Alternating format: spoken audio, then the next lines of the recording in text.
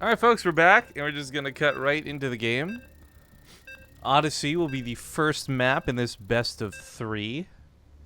And we're in the round of 8 for the BTSL. That we are. I am really interested in that lower bracket, however, as we might be in the top side.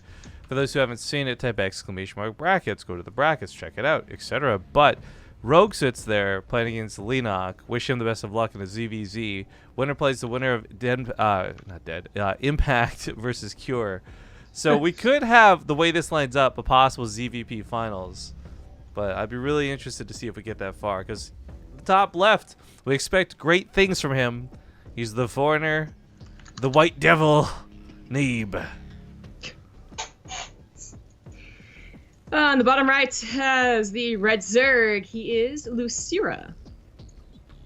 Although Neeb may be losing some of that magic, I don't think he's at all regressing as a player, but you know, he lost the DreamHack to Major, which is a funny rematch for them, but also didn't make GSL this season.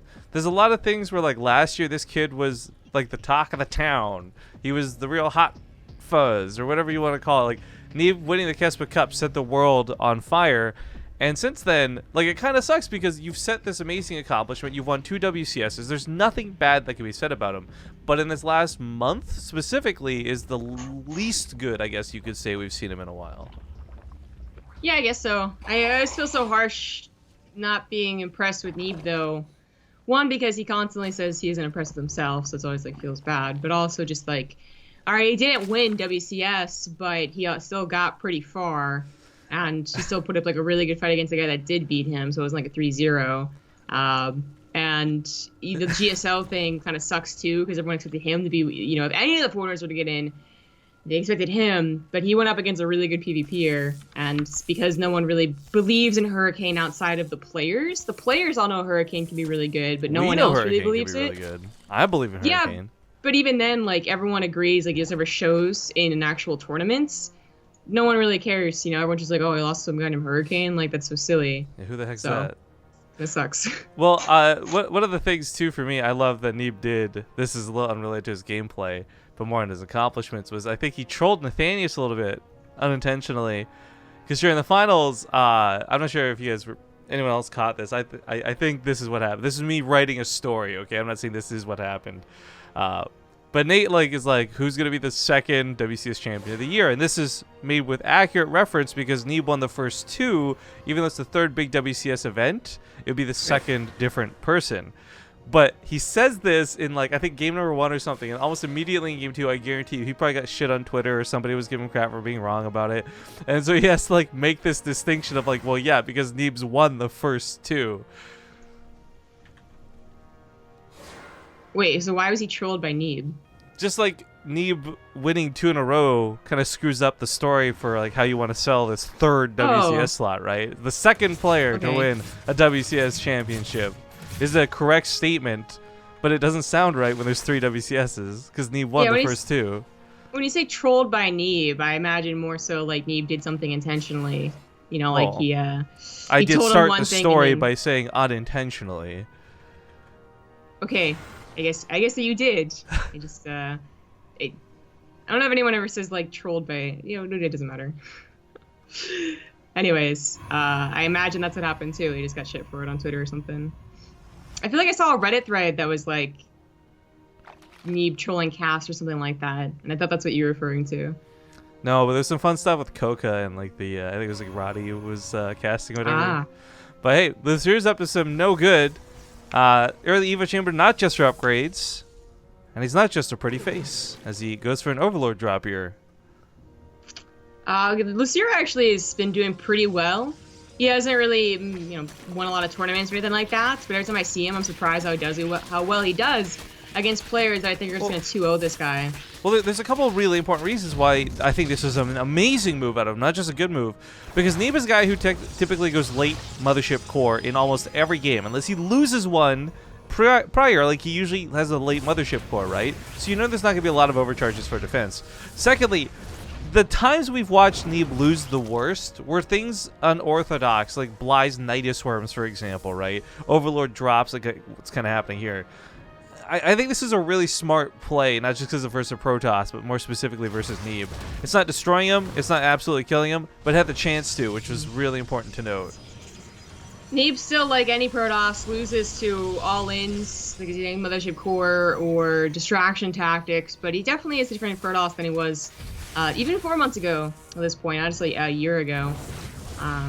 As he's, you know, very calmly dealt with that. He knew that the power was going to go down, so be it, doesn't really care. His third base is going to get up anyways, and his Adept saved the mineral line, so very calmly dealt with. And on the backside, because it was so calmly dealt with, he has a pretty powerful economy with that third base getting up basically without any problems. Basically. The lanes weren't really a problem. And it was a really fast third. The double Stargate investment following this up. You know, I'm glad you brought that up too, because it's kind of a weird way to judge Neeb. A lot of other players are not as good as him, so when they make improvements, it's a lot more easy to notice. Neeb's just like, he's moving from 98% to 99%. It's a lot harder to notice than from 80% to 90%, you know? So I like small improvements here, not losing to things like Ling drops. I mean, again, the Mothership Core was late. I was actually kind of scared there, but he's going like full on Haas zombie grub. Holy crap. Apparently he is. I thought that looked like a good idea. Man, I'm saying the thing at double Stargates, he's on 3 bases, perfect. Go for the slow tech to like the carriers. No, he's going mass Oracle. I feel like he was watching Scarlet play when she was knocked out. She apparently was just playing Protoss on the ladder and doing really stupid shit. And he was like, well, that works. Yeah, if she can pull it off. And Haas can do it. Then I can pull it off. It looks really silly, but he is going to be transferring over into something that makes a little more sense, which is like Charge, or rather Twilight Council and Forge. I don't know if it's going to be Charge, but I would imagine so. I'm really glad he took this seriously because, of course, there were banelings in there, so not going to see really much death. But Mass Oracle, man, I gotta bring back that laser face for a moment here, guys, because that's the way it feels playing against this, even at the top level. There's a lesser version of it, was a Goblin in the European scene would kind of go for a lot of oracles. Not mass oracles, but he would go for a lot of oracles. The fact that this is a charge follow-up, though, I feel like this is about as dirty as it gets. Alright, so it is charge. I mean, that's what I guessed, is that it's going to be going into what looks like a more normal game after the mass oracle, but you know, I wasn't even sure. I don't know. Okay, good thing that Adept is there. Should work in the Sentry, though. Those won't wall off. Alright, well, that's a mistake. Didn't have a lot of gas? No, that's he doesn't have a lot of gas. I don't know, but he lets a lot of lanes to the main. Luckily, there's at least one Adept in there, but there it goes down, so a lot of damage will be done by this run by. Banelings even roll into the third base, I believe, looking for a lot more kills. Well, they get some kills here. The Oracles also get empowered in the natural. Empower me. Empower me, minions. Oh, God. It looks like one more Oracle might go down here. Maybe focus fire, but run into a bunch of Hydras. Ooh, and Spore Crawlers, too. Kind of messy. Now, while Oracles on mass are funny to watch because they are relatively cheap to mass produce, they're still kind of expensive units overall. Doing things like a miss rally here, Neeb can't afford to make these mistakes. But it's worth noting that while all of these Oracles look flashy and dangerous, the true threat, I feel, is going to be the charge lots underneath them. I would agree if they were in higher numbers yet. He's only just now really adding on a lot of gateways. Charger +1 will be done, which is fantastic, but there's just not a lot of zealots.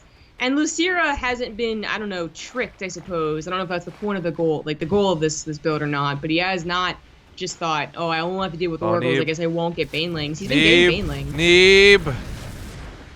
Oh, God. All right, well, how many oracles have died so far this game? 10. He's left with, like, 3.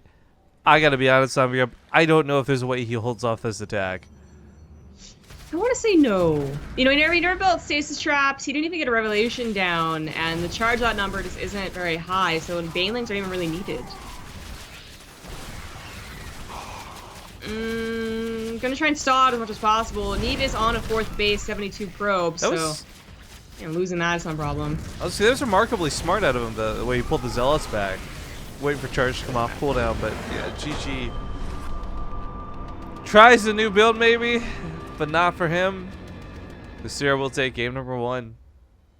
Now, it does need to be noted as well, Losira did 2, can't make the number with my fingers, 2-0 his opponent Billowy, another Protoss player before, coming up to fight against Neeb, but I don't know, that build out of Neeb, There's a reason it's not super popular, in my opinion.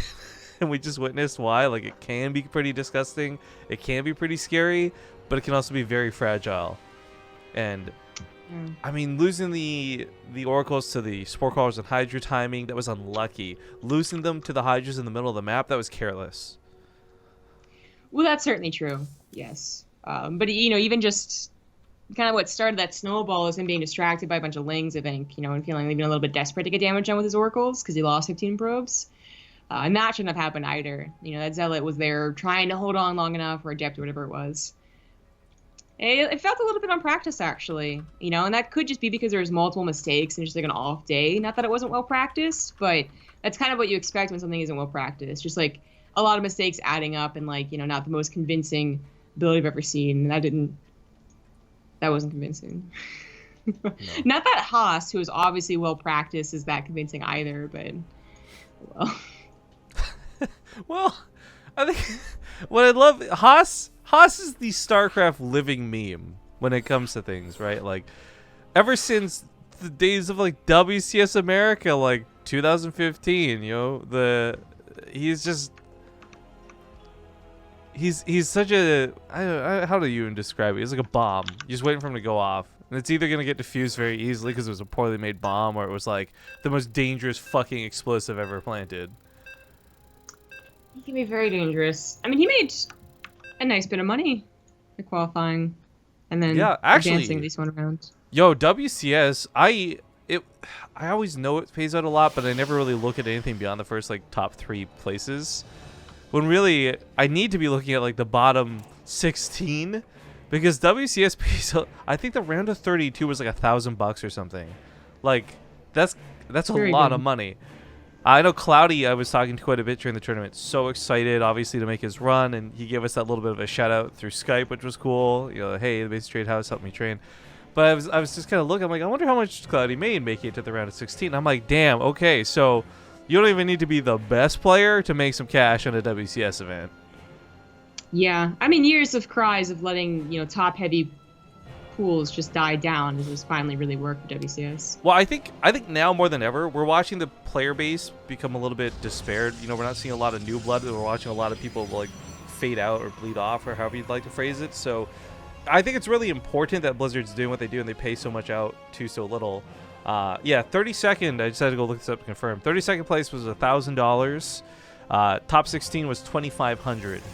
So it definitely helps these players like earn a living. But game number 2 in the top left. This guy's got more money than probably any other player right now, I'll tell you that much. 2 WCS wins under his belt in 2017 alone. It's the yellow Protoss, Neeb.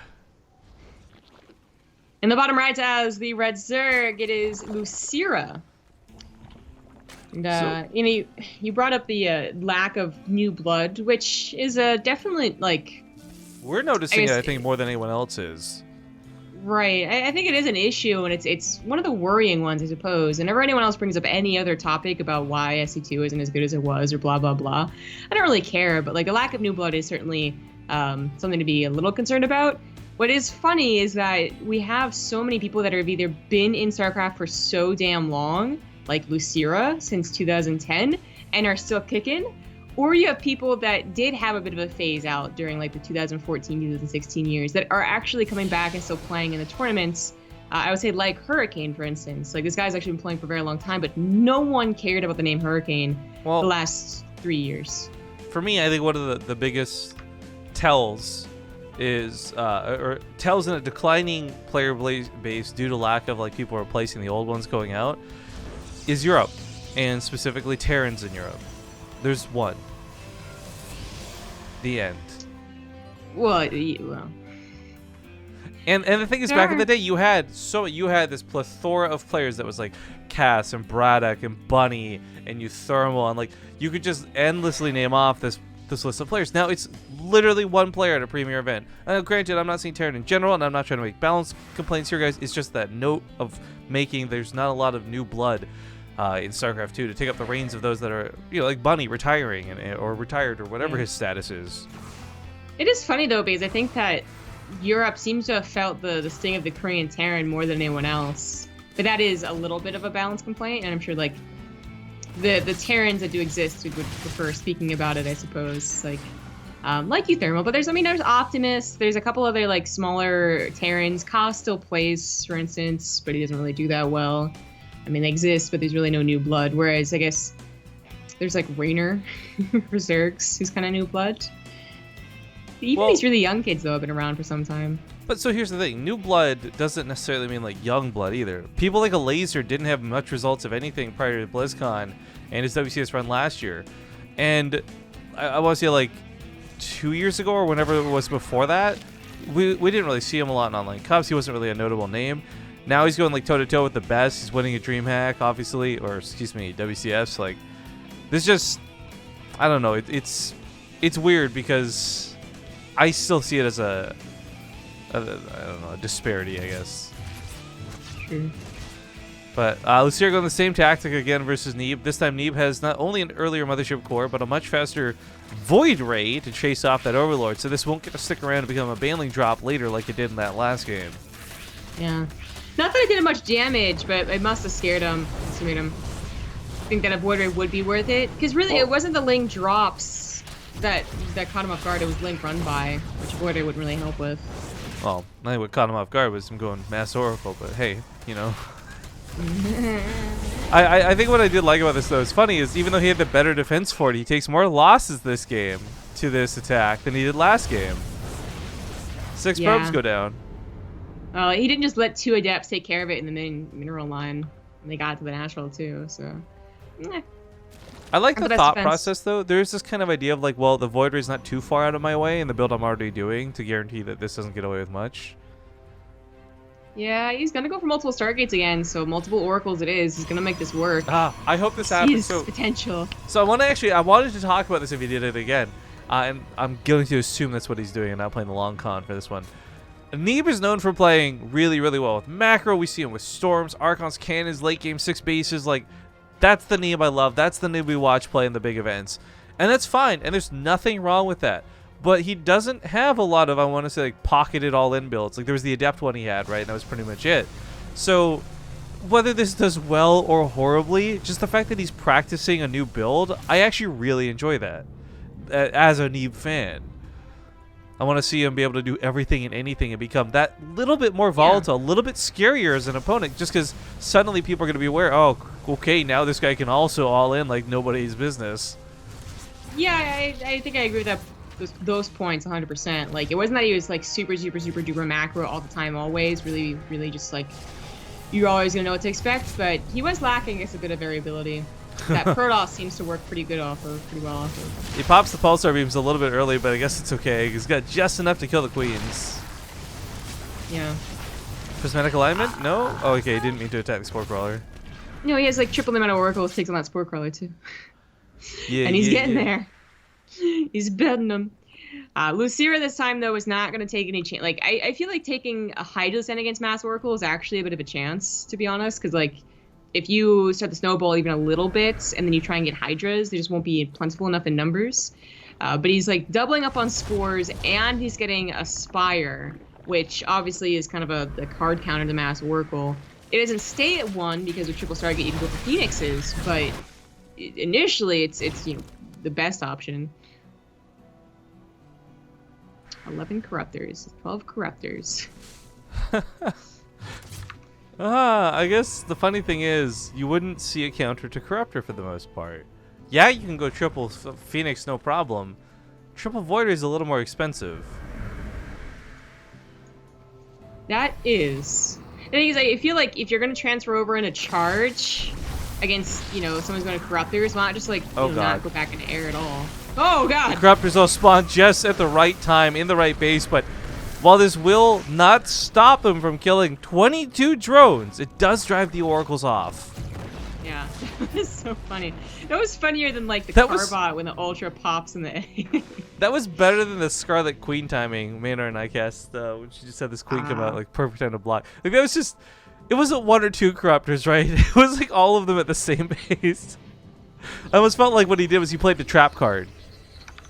Surprise, mother trucker! It was basically a trap card.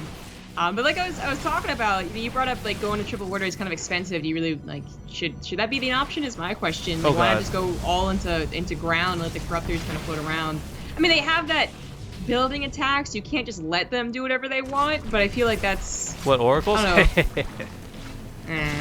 Well, the corruptors are, but it's like mutas, right? You know where the mutas are, so you go attack somewhere else. StarCraft quiz time. Without clicking on it, what's that ability called from the corruptors? Wait, actually, I usually know this. It's not piss on the buildings.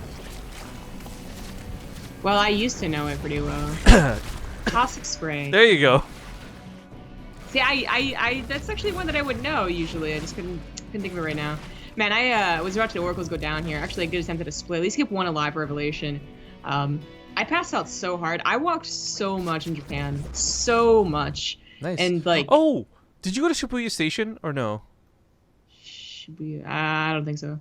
Disappointed. Sorry. I went a lot of other places though, and I didn't get to see as much as I would want. But you know, of course, only 2 days. I still saw a lot. Point is, I slept like a baby every single night, and then I got home here. I slept fine last night. Went to bed early. Got my plane early. I still passed out right until 7:30. I almost didn't wake up for this cast because I didn't think I'd be sleeping for 7 hours. I didn't set an alarm. Oh. I mean, dude, if I go to bed with an expectation of 12 hours of time, I'm just setting an alarm. I'm too paranoid about that. Oh. Okay. Oh, these corruptors might get to caustic spray something down. I don't know, but they're needed at home much more so. The stalkers and the charge lots on the ground. This is a really interesting combination here. You can actually pull back and avoid the banelings entirely, or you just charge into them haphazardly. Still works when you got this many units. Void Rays can take on Hydulists pretty well, but here come the corruptors finally. I think the damage has already been done. There isn't enough charges on the ground. I feel like had he just played a little smart against the banelings, he did.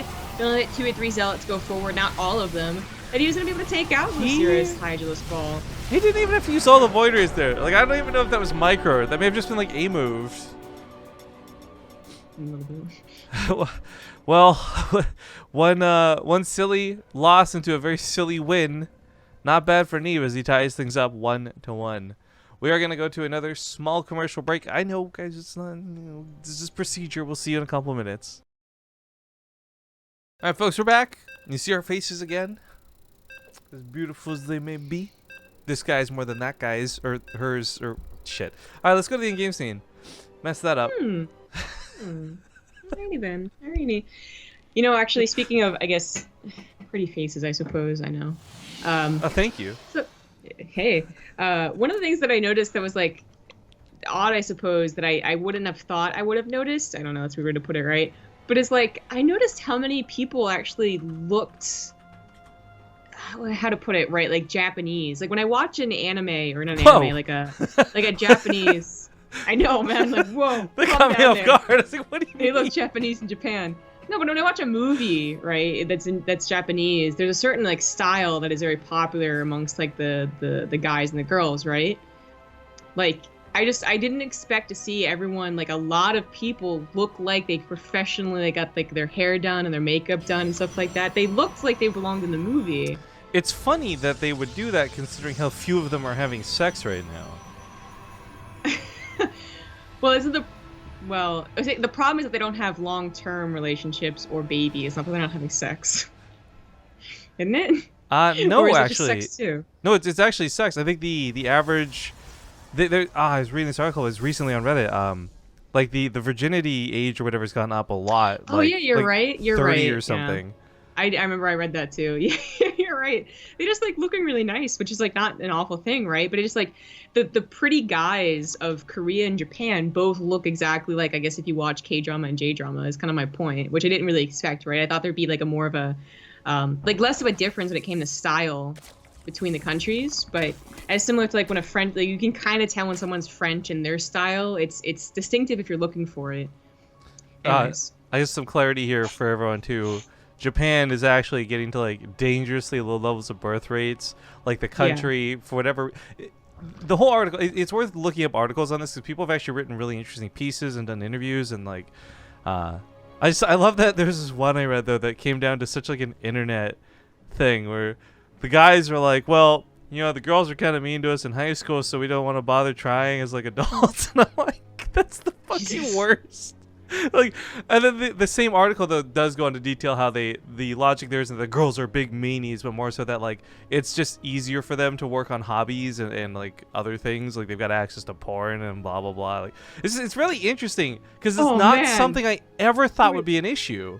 So in Japan, porn isn't illegal. Like they just blur the penis basically is what they do, right? Yeah, like a strip of it too. It's like... They need to learn from Korea. Okay, this is why Korea doesn't have the same problem.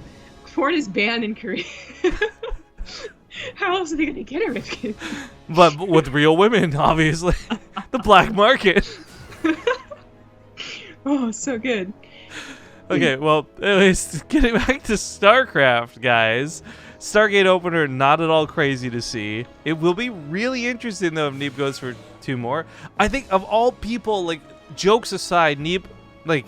I don't think he plays these cups for money. I think it's the same thing for Beyond too. Like a lot of these are like their practice sessions, their pools to like really test their mettle. And I think Snoop put it best a long time ago, and I like quoting him back to this because I think Snoop's a fantastic player and a smart guy. Where it's like a lot of these online cups, people are trying hard for money. You might not be, but everyone else is trying a little bit extra harder because there's some money on the line. So now your builds are gonna have like a better test than if they were playing on ladder. Someone's playing half-assed. And I think for Neeb, I look at this and it's like a great way for him to test this 3 Oracle build versus a frankly good Zerg player. Yeah, Losira is a good Zerg player. You know, it's kind of hard to say that though when he doesn't really get results a lot of the time. But it's, you know, a lot of the time it's against really good players. So it's him barely losing out on the top 4, top 2, or even the finals. Because the person he was facing was just a little bit better. A couple of Adepts get in here. If they get 5 drones, that's like really, really good. 4 is not bad. Not exactly worth their cost, but pretty close. I'm keeping an eye, of course, on production tab now with the 3rd Nexus being down. This was about when he started throwing down the double Stargates in the previous games. But for now, it's an investment in several Adepts and a Mothership core. I guess people still talk about the Japan stuff. What? This was another really interesting part of the article, is why I want to bring this up. Because I think this relates actually back to esports in a small way. Okay. Where, yeah, the argument was made as well. A lot of people in Japan, they work overtime. They're trying to impress their bosses. Like, they put in way too many hours. So you got like 60-hour work weeks. You don't have time to find a partner. Well, there's also the same thing linked to this study about how working more doesn't make you efficient. In fact, it just, your productivity goes down after a certain point. So working 16 hours can be the same as working 8 if you're working half of them very inefficiently. Yeah, I read that article too. I mean, I think it's a pretty popular, like, if people are going to study that, they're going to look at Japan. But okay, good thing he doesn't lose the second Oracle, and he's at least 1 alive. But yeah, like, I think actually there is the top tipping point of productivity is even earlier than what Americans do. I think it's 6 hours or something. Yeah, we're considered pretty hard working compared to Europeans, actually, but even our productivity is not that great. Lazy fucking Europeans with their fancy cell phones and giant coasts. They're just so cool. It's something they look at Americans and they're like, you know, like, damn, they're like hard workers universally. We're so good. But when they hear about the way that we work in actual, like, companies, they aren't very impressed. At least that's what I've gathered from, like, you know, articles and also like talking to some, like my au pairs would come over. Things like yeah, and they'd be like, why, like, you know, just go on a vacation. They're like, why use my vacation for my sick leave? And they're like, what? Like, they're like, it's like the weirdest thing to them. It totally happens. Well, I would love to talk about this topic for days, guys. There's so much to be said. But the reason I said it comes back to esports, I'll just finish this off with, is looks like we might have some important moves happening here. There's a lot of people who do things like the 24-hour streams, and then like other people will go streams for tournaments and like not sleep, trying to play 3 or 4 at a time. And it's like, I don't think anyone is like, there has been a death, so I'm not trying to make a light joke of this, but like nobody's really killing themselves in terms of like the hours they're putting in right now. But it is one of those things where like, look, just because you stream a lot or you play a lot, it's not gonna make you better necessarily. Right, yeah. I mean, that comes down to, like, constituted practice and all that, dedicated practice. But ooh, a couple of Hydras thought they could get a Warp Prism, I guess. They were wrong. Not even the Warp Prism. This one, the Void Ray. They didn't even get that. 5 health remains. That's going to suck. It's another Overlord that might go down here. But anyways, as I said, things are starting to happen, and it's more importantly Neeb, because he didn't go triple Stargates. He went for that robo. He's got the Warp Prism. He's got the Gateways. He's got the Warp-Ins. He might not have a lot of tech behind it, but goddamn, Neeb's got some supply leads on his opponent. And this 4th base out of Losira is going to have to get canceled. I mean, it's a great point. There's really nothing added to this army other than its size and force fields, which shouldn't be underestimated. Its size and girth. Its size and blocking mechanisms, question mark? But this is just going to be enough. Yeah, like, Losira totally caught off guard here. Doesn't have any of his upgrades. Was spending a lot in upgrades too in a Lurker Den. Not useful here and now. Yeah, I like the idea of where Losira was going. It just took him too long to get there. I feel like that's what happened to a lot of Zerg players when they get caught off guard by these attacks, but perhaps just he was so expecting this to be triple Oracle again without confirming. Yeah. GG, Neeb will take the series 2-1 and move on to the semifinals where he'll square off against Zest, who is, by the way, no matter how much of a slump he's in, always impressing us with his PvP. And I don't even think he's in a slump right now. Zest is actually performing better than... Like, I feel like it started with Gameland. Like, okay, that was a pretty big win, but since then we've been watching him actually win quite a few things. It's still slump compared to what he was. Oh, and he's not winning the big yeah. leagues, which kind of sucks too, but he's not as bad. He got better. I get so hesitant to use the word bad, though, because I feel like it's kind of like the word dislike in a way, where it's not that you hate this thing, it's just that you don't like it, right? And I feel like bad takes it to like the other extreme, where it's like, look, I'm not trying to paint this guy as like super negative, it's just less positive. Although it's not a big difference. I know. I'm just basically saying I don't think I would call Zest bad, even with his current performance. I know that he's had bad moments. There's no question about it, but...